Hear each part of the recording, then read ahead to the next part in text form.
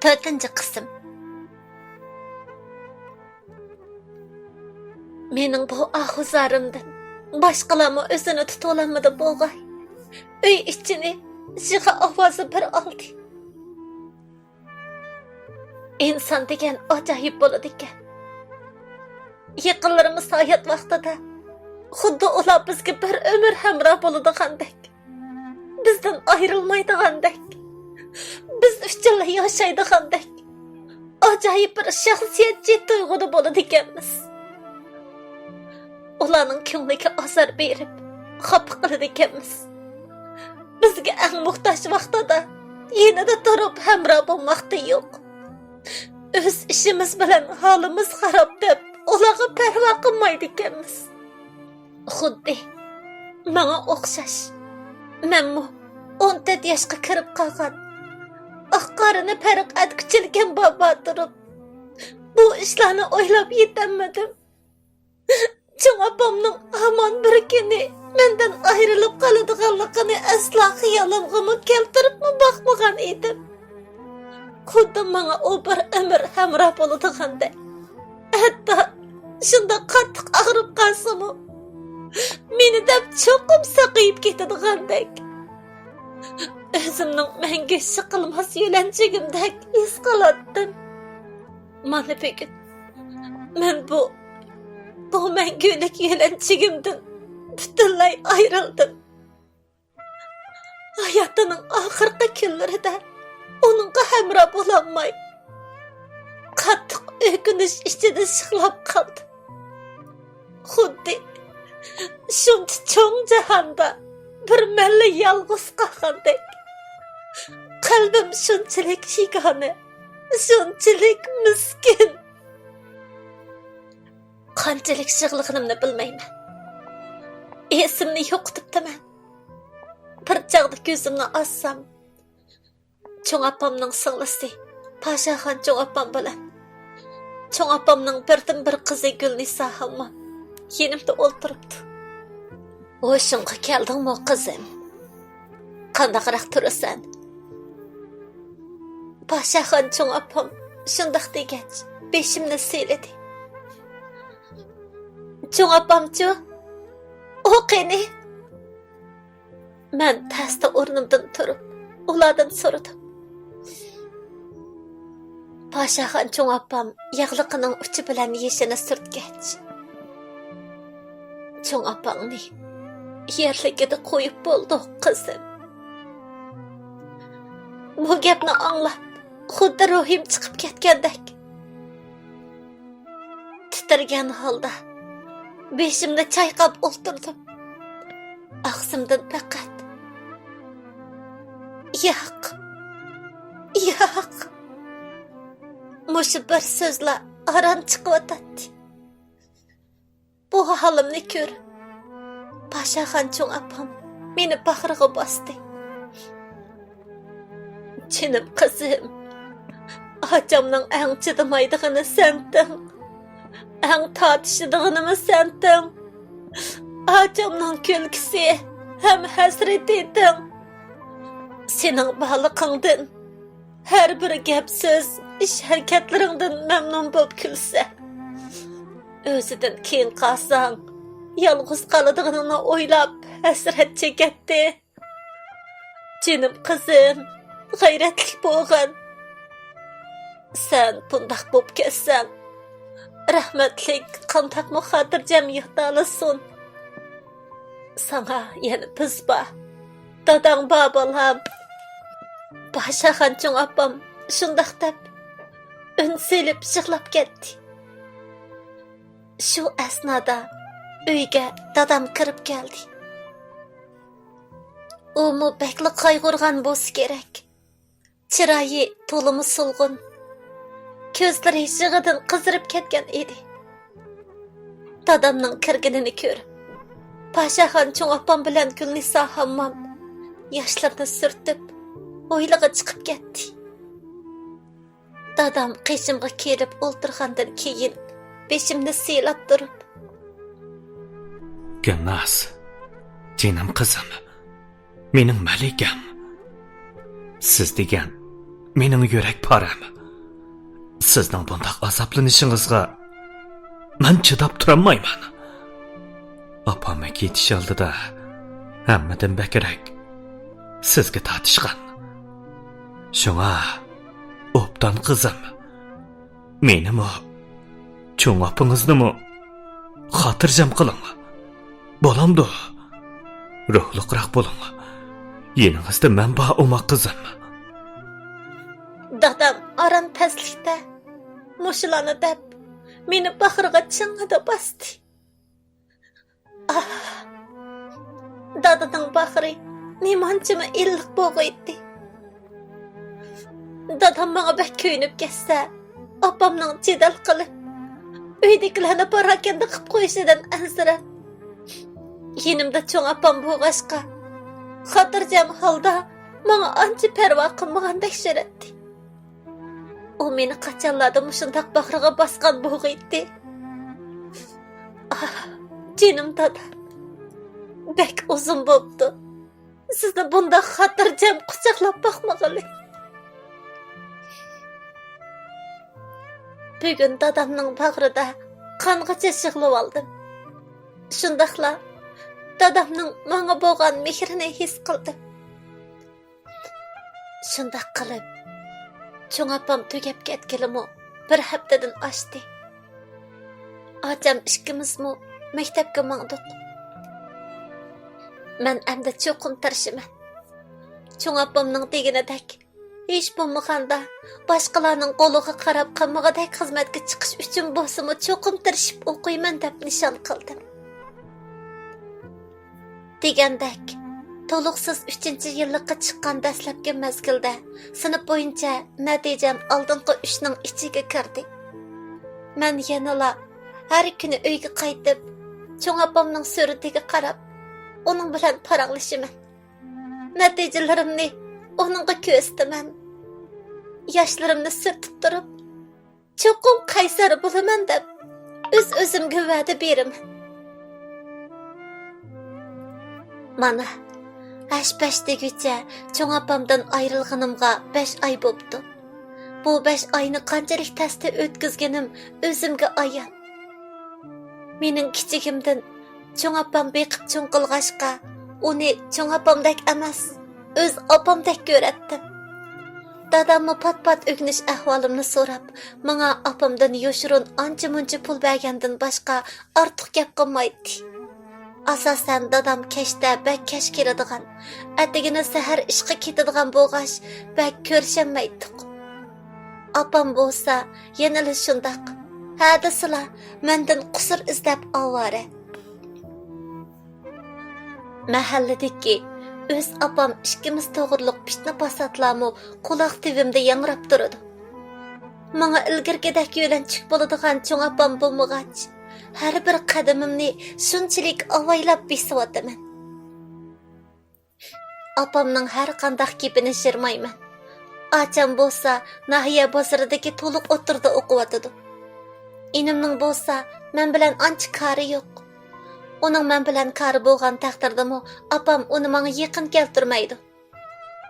Bu uyda o'zimni shunchalik yolg'iz his qilaman. Turmushimni shunchalik ehtiyot bilan o'tkazyapman. Kunduzi maktabga boraman. Kechda bo'lsa, tugumas uy ishlari meni bakli charchitib qo'yayotdi. Dam olish kunlari bo'lsa, men etizlikqa boraman. Acham bo'lsa uyda o'gnish qilib, do'stlari bilan o'ynab degandek. Bundaq tangsiz muomalaga men allaqachon ko'nib ketgan bo'lsam-mu, biroq qalbimning cho'nqur yerlarida yana bir xil tasvirligisiz miskinlik. Kunlarim shu qadar ma'nisiz, shu qadar g'ayriblik ichida o'tyapti. To'liq o'ttira imtihoniga oz qolgan chog'lar edi.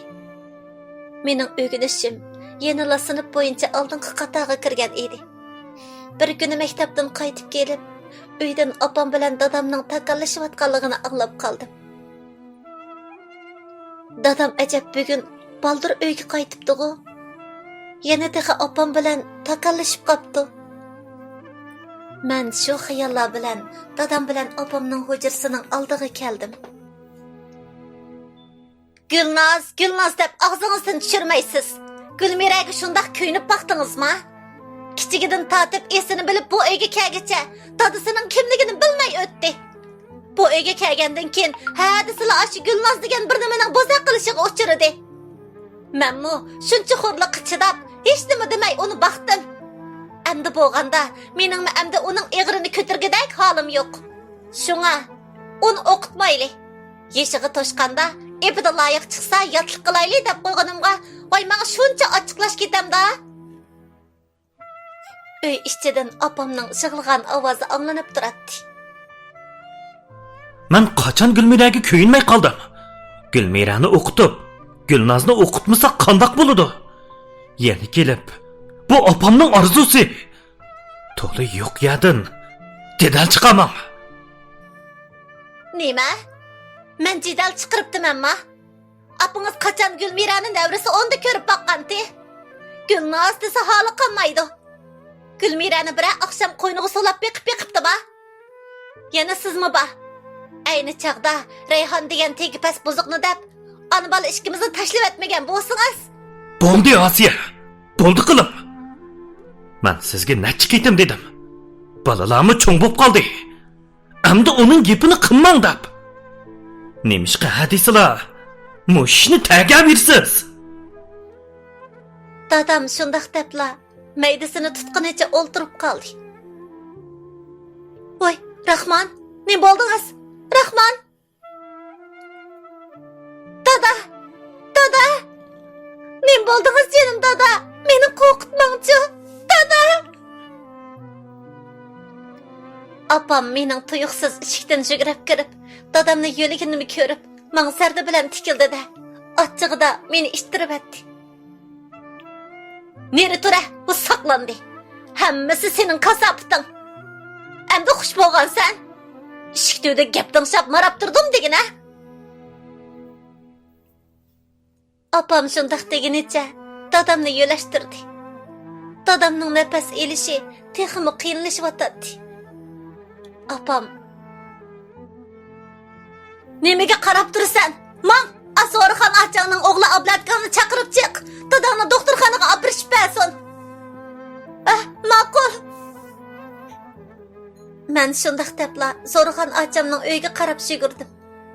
Ablat akam bilan opam ikkisi dadamni yo'lashtirib, mashinaga solgandan keyin: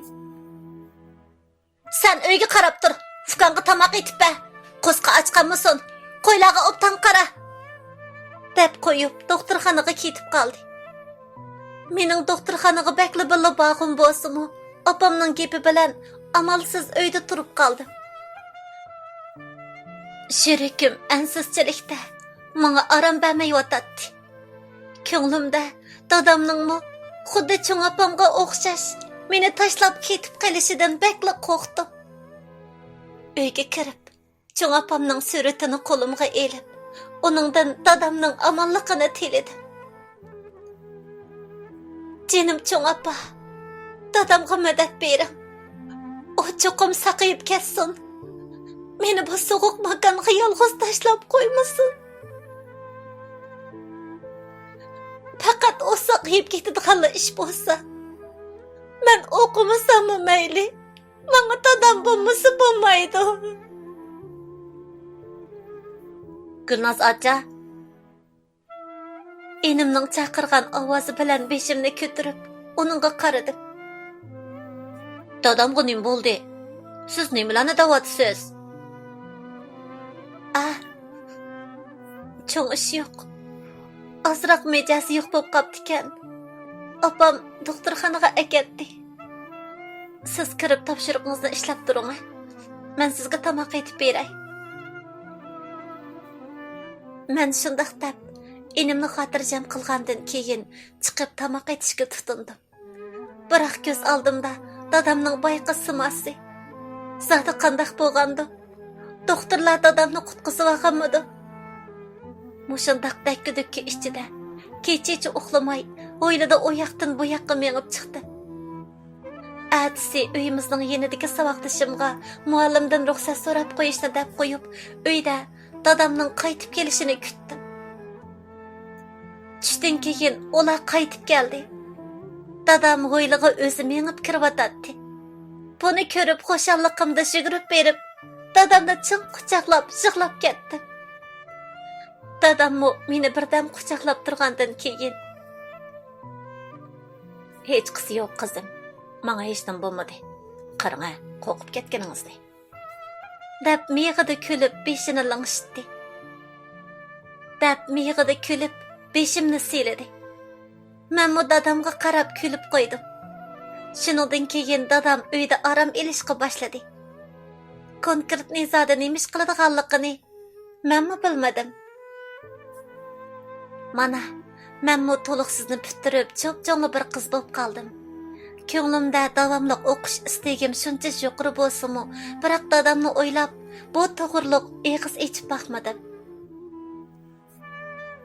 Ta'til yig'ishga oz qolgan bir kuni dadamning uxlab qolgan vaqtida opam meni yiniga chaqirdi. Bu yoqqa kira, sana deydigan gapim bor. Men qo'qimsirab turib, opamning kaynidan uyga kirdim. Sana deydigan boshqa gapim yo'q. Dadamning kesili xili og'ir ekan. Davolatishga jiq pul ketadi ekan. Shunga seni o'qitmayli desam, dadam unumayotdi. Dadam nima kasalkan? Jiddiylashganimdan opamning gapini bilib etdim. Doktor dadangni yurak kasali ekan, yana kelib xilila og'ir deydi. Boshqa agashma kasalliklarmi xili bor ekan. Dorini o'zib qo'ymanglar deydi. Dorilarmi bakla qimmatgan. Hozircha dori yeb turadi ekan.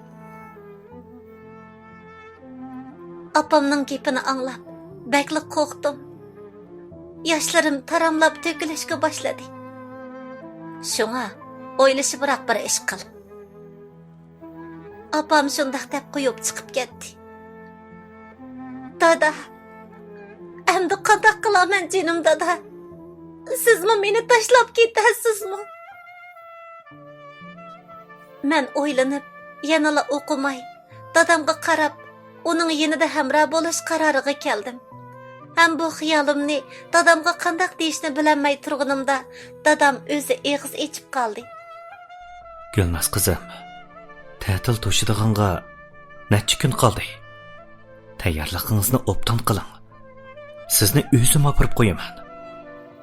Dadamning gapini anglab, ichimdan yig'i olashdi.